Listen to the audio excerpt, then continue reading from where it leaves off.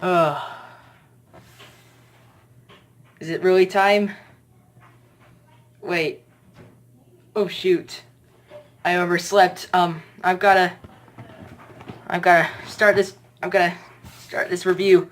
Okay, so last night I was uh flying home from Nashville back to Tennessee, back to California, and I didn't get to sleep until 1 o'clock in the morning.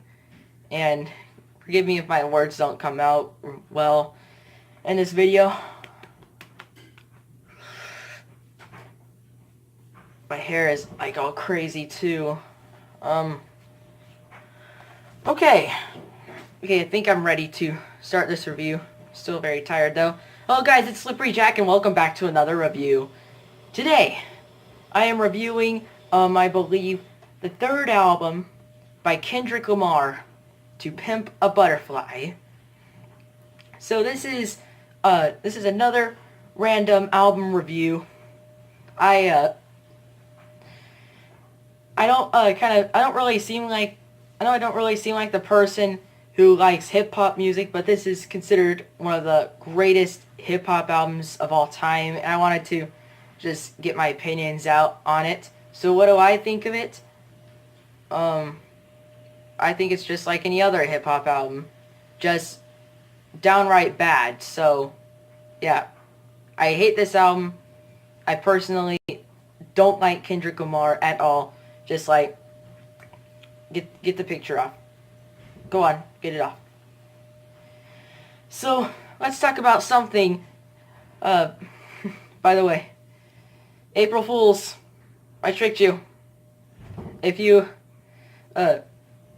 clicked off the video and you put in the comments, if you titled it, Aphex Twin Richard D. James album review, then why are you reviewing Kendrick Lamar's To Pimp a Butterfly?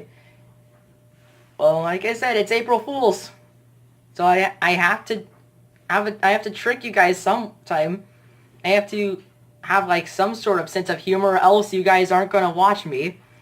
Anyway, like I just said, I'm reviewing the fourth album by Aphex Twin, Richard D. James album.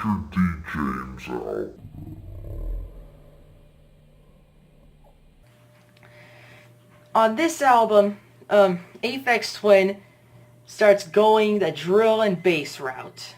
And if you don't know what drill and bass is, it's like drum and bass, but the drum beat is very complex and it's just kind of going everywhere. I used to hate this type of music because I just kind of felt like it was abstract all over the place and they're just throwing random beats all over the place. And I'm like, what's the enjoyment of this? The drumming's bad, I'm not getting like enough of a melody, and it's just way too fast compared to the chill Aphex Twin that I was used to with his first three albums. So it took me a few listens to warm up to this album.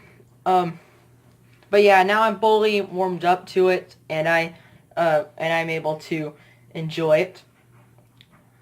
So this is another odd thing about this release is that it's by far the shortest Aphex Twin album, or studio album. I mean, like, he released a bunch of EPs that are much shorter than this, but this album is only 32 minutes and 51 seconds, where his other albums were, like, at least 50 minutes and above. Like, heck, even his Come to Daddy EP is, like, 1 or 2 minutes longer than the Richard D. James album, and it's still considered an EP. And wait a second, when did Come to Daddy come out? Come to Daddy came after this. So I don't know why he didn't, this isn't an EP. Oh well, I guess it's still pretty enjoyable whether it's an EP or an album. Anyway, some of the songs on this album kind of sound a bit like some of Square Pusher's drill and bass tracks, where it's just like a percussion jam along with like sometimes an acid bass, or like stuff like Rustic Raver, or yeah, stuff a bit like Rustic Raver, and sometimes Chin Happy, I guess. But we're not here to talk about Square Pusher. We're here to talk about Aphex Twin. Some tracks on here, however, are more of like drum and bass tracks, like the opener 4. This is definitely a drum and bass track here. Sometimes the beat will go or like do something weird, a bit like that, but it's still it's just not complex enough to be drill and bass. But yeah, it doesn't really matter that much. I think 4 is definitely a classic. It's a big favorite among Aphex Twin fans, and it's a favorite of mine too. The melodies on here are beautiful. I love the also, Aphex Twin has bought a violin, and he is using it a lot on this album, and that can be heard on this track as well. So 4 is an awesome track. Cornish Acid is a different, is more of, a little more of the drill and bass aisle. It's not as intense or fast moving as anything Square Pusher did, or anything like Aphex Twin did in future albums, like Come to Daddy or Drux. But it's the it's got a lot of off-kilter drums and bass, and it's kind of concentrates on those more. So yeah, this is a bit like a Square Pusher track, I guess. Peak 824545201. I'm just gonna call this one Peak, if you can remember that whole number sequence I just said. This one, I'm not sure I would consider it a favorite, but I enjoy this one every time it comes on. It's one of the more industrial, probably one of the most industrial tracks on the album. It's got this melody that kind of goes through it, and adding a lot of texture throughout the mechanical sounding stuff on it. And I enjoy this track. Finger Bib used to be a big favorite of mine, but there's something that I'm going to... Now this is I know this didn't happen with a lot of Aphex Twin fans, but it happened to me. I kind of got sick of several of the tracks on this album for a while, because somehow I just overplayed it. And yeah, this went from the only track I liked on this album and a big favorite in the Aphex Twin catalog to becoming okay, I guess. You know what the heck? I still love this track. But yeah, this one really I got really tired of this one. I enjoy it still, but there is like, I do kind of stop myself from playing it sometimes, because, or just like skip over it because, well, I just got really tired of it. Karn Marth was, I never really noticed this one. I didn't notice this one or Peak, because I wasn't really looking at the track listing when listening to this album. Karn Marth is a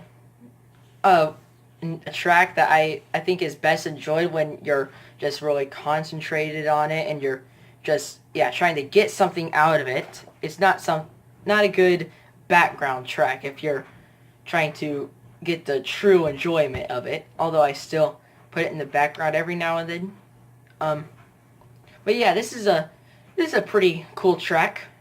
To Cure a Weakling Child has RDJ's voice kind of changed to sound like a child, talking about like like his feet, his arms, and his legs.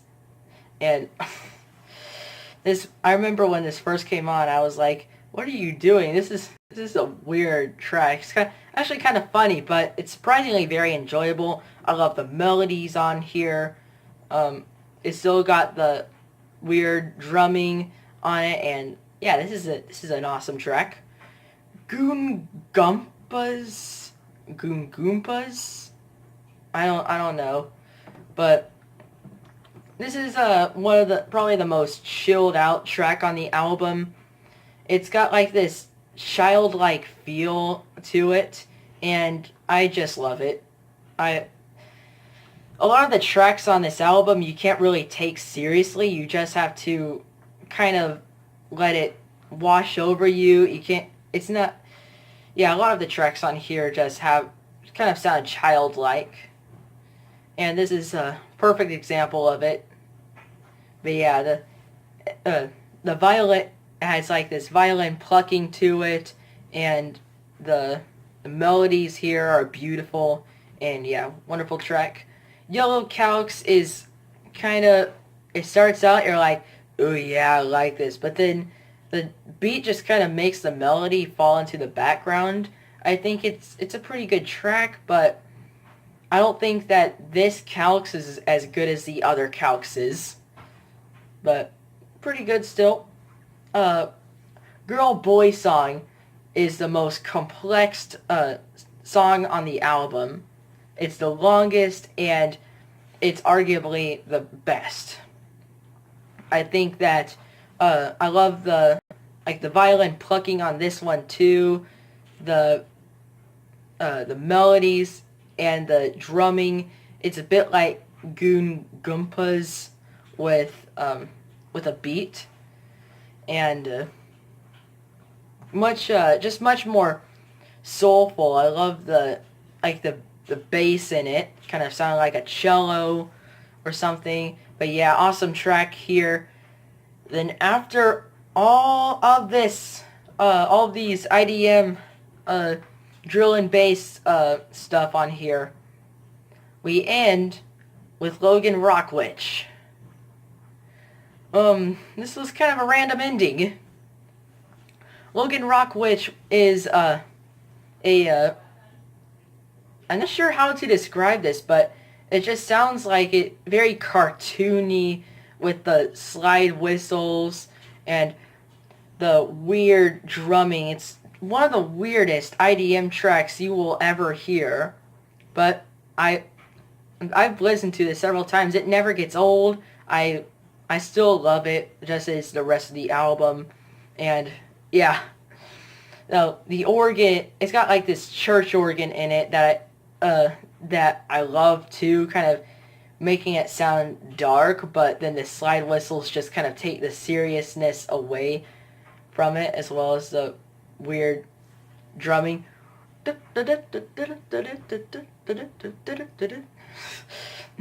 kind of funny. So overall, I think there's a lot to love about the Richard D. James album.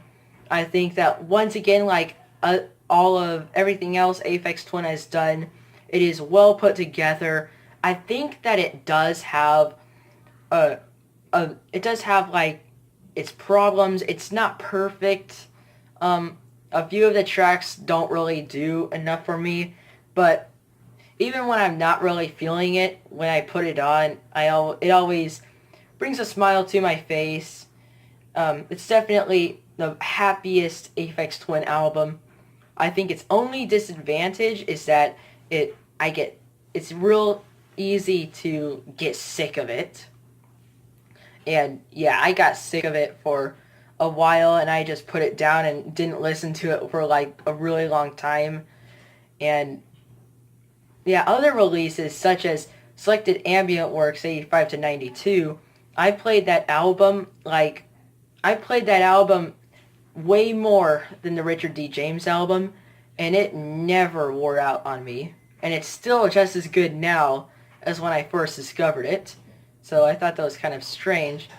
But yeah, I don't know why I got tired of it. But anyway, I think for the rating, I'm going with an 88. I was gonna give it an 89, but I took a point off for like getting tired of it. But yeah, those are my thoughts on the Richard D. James album. Tell me what you think of it. I know there are a lot of Aphex Twin fans out there that love this album, and I love it too. So thank you very much for watching, and I will see you later. Bye.